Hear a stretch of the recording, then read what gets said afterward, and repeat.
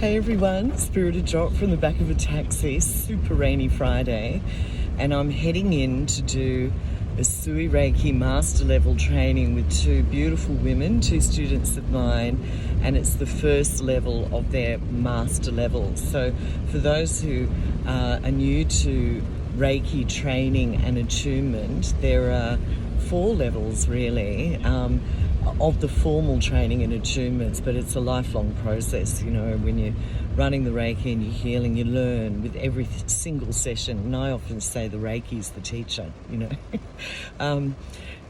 But I wanted to explain a little bit about the training. So level 1 is your first basic, this is in the Usui Reiki tradition. So again, there are lots of different forms of Reiki. Usui is the most traditional form of Reiki, but I think it's perhaps the most demanding in terms of dedication and practice, which I think is good.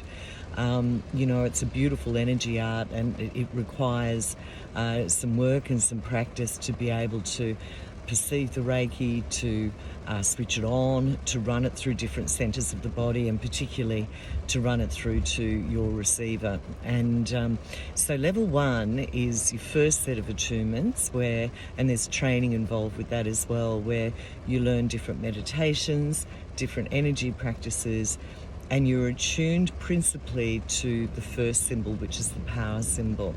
This activates the hands, and your subtle body is imbued with all of the symbols, but the hands are activated with the power symbol. And this enables you to start to run the Reiki through your system, because it doesn't come from you, it comes through you. So it's about getting used to feeling like a conduit for healing energy.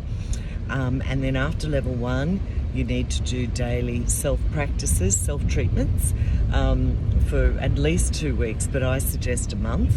And then you're able to offer Reiki definitely to yourself, but also to friends and family. And then level 2, you're initiated into the symbols in your hands, which then activates different frequencies of the Reiki. Your subtle body is imbued again with those same symbols, and it requires, and there are more energy practices and meditations that you learn.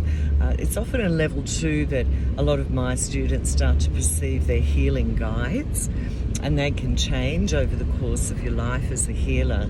But there's more often than not a real palpable sense that there are healing guides in spirit working with them, and some people may be able to perceive them. So that's a really beautiful aspect of level 2. And after level 2, you're able to open your doors as a healer and start to see people and start to really, I guess, identify as a healer and moving into service for people who need it.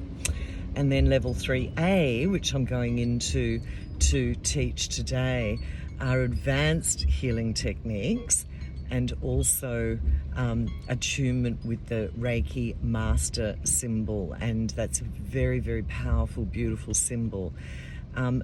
Mostly, or almost entirely, the master symbol is for the healer. So we don't use the master symbol with clients. We invoke the master symbol for ourselves as a healer, for intuition, for greater direction of the Reiki. If you're directing it, you don't need to. And a deeper understanding of the healing dynamic with the person that you're working with or with yourself.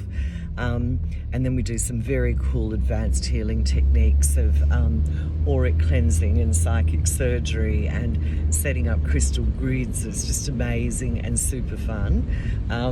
It's 2 days. I do it over 2 days, and I only take my students to the master level when they've been regularly healing as a level 2 practitioner for some time. Now, I know other master teachers can do 1, 2, 3, you know, in one weekend. I just don't agree with that, because to be able to work with more advanced techniques with the Reiki, you need to be able to sustain the energy within your subtle body for a start, and you need to have a good working relationship with the Reiki so you can take it to the next level. So I sort of do a bit of a when I see people go, I don't know what Reiki is, but I just did my master level training. I saw that post the other day and I was like, oh dear, that's not good. That's just going for the certificate, I reckon.